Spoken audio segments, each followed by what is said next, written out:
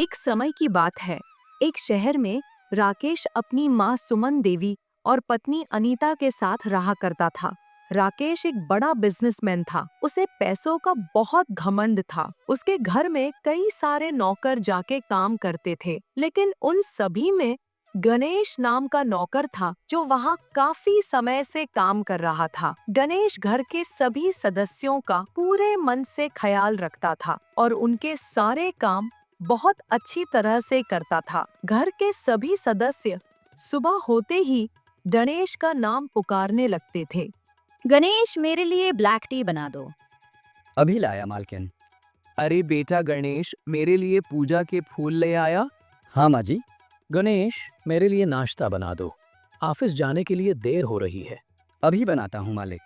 घर के सभी सदस्य एक साथ बैठकर नाश्ता कर रहे थे। तभी सुमन देवी गणेश की तारीफ करते हुए बोली, गणेश ने पूरे घर को संभाल रखा है। बहुत मेहनती बच्चा है। भगवान इसको हमेशा खुश रखे। हाँ माँ जी, आप बिल्कुल ठीक बोल रही हैं। खाना भी बहुत अच्छा बनाता है गणेश। अरे ये क्या, तुम दोनों गणेश की तारीफों के पुल बांध रही हो।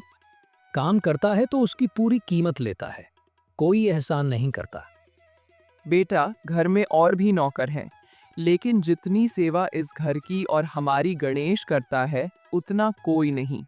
भला रुपया पैसा ही सब कुछ नहीं होता। वो बहुत मन से और खुश होकर हमारा काम करता है। अरे नोटों के बल पर एक से एक अच्छा नौकर मिल जाएगा। यह कहकर राकेश ऑफिस चला गया। सुमन देवी और अनीता राकेश की बात सुनकर हैरान रह गईं। अगले दिन राकेश अपनी माँ से बोला, माँ, बहुत ज्यादा ठंड पड़ने लगी है। आप अपना ध्यान रखना और अपने सारे गर्म कपड़े निकाल लो। हाँ माँ जी, बहुत ठंड हो रही है।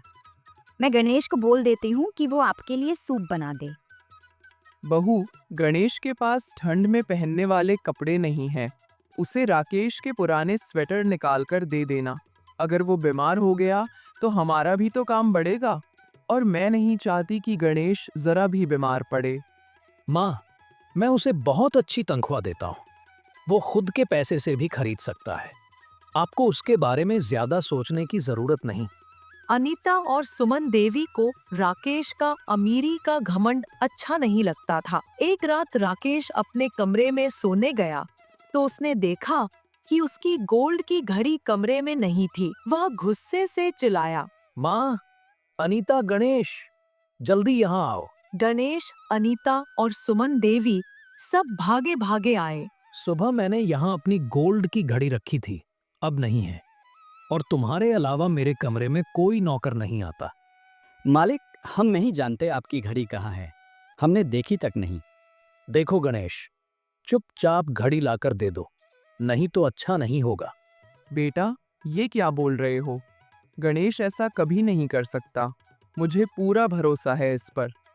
इतने सालों से ये हमारे घर का काम कर रहा है और हमारे घर का नमक खा रहा है। ये ऐसा नहीं कर सकता। माँ, ऐसे नौकरों का भरोसा नहीं करना चाहिए। गणेश, या तो घड़ी निकाल कर दे दो या फिर अभी इसी समय इस घर से निकल जाओ। ये आप क्या बोल रहे हैं जी? देखो कितनी ठंड पड़ रही है। इतनी ठंड में ये बेचारा कहाँ जाएगा? थोड़ा तो तरस खाइए। हाँ बेटा, हमारे अलावा तो इस शहर में इसका कोई है भी नहीं। इस घर में एक चोर के लिए कोई जगह नहीं है। मालिक, हम इतनी सर्द रात में कहाँ जाएंगे? हमें घर से मत निकालो। लेकिन राकेश ने गणेश को घर से बाहर निकाल दिया। गणेश ठंडी अंधेरी रात में ठिठुरता हुआ सड़कों पर घूम रहा था। हे भगवान, इतनी रात में कहाँ जाऊं? ये ठंडी हवाएं तो मेरी जान ही ले लेंगी।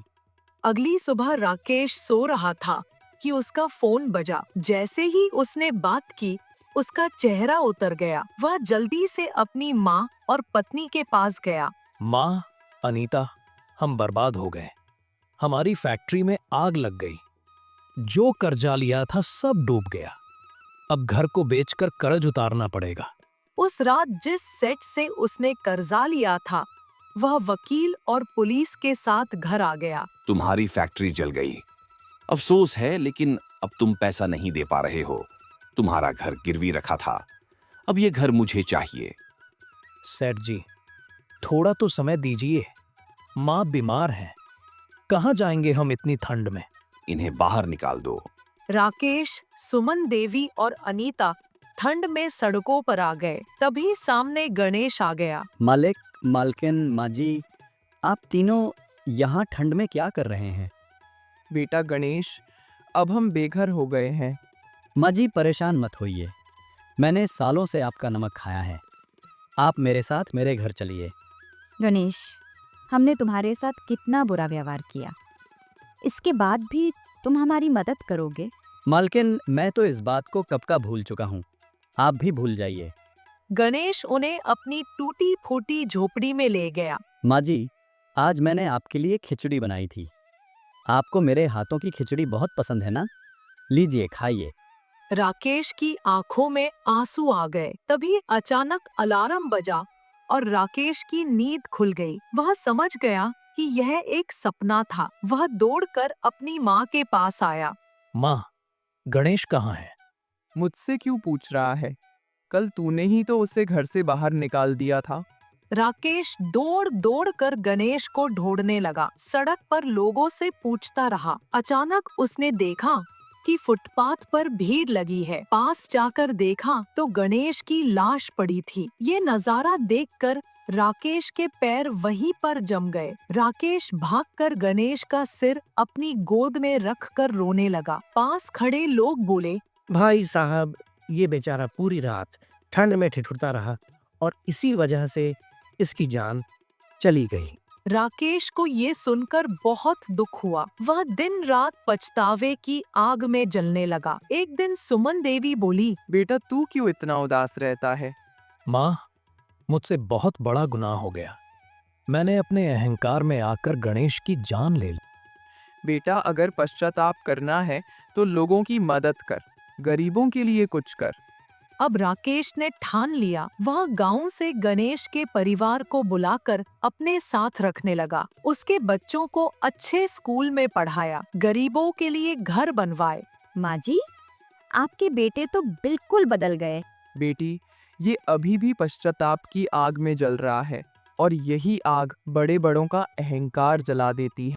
अब राकेश सबकी मदद करने लगा। लोगों के दिलों में उसके लिए इज्जत और प्यार बढ़ गया। लेकिन उसके दिल के किसी कोने में गणेश और उसकी बेबसी हमेशा के लिए बस गई, जिसे वो कभी नहीं भूल पाया।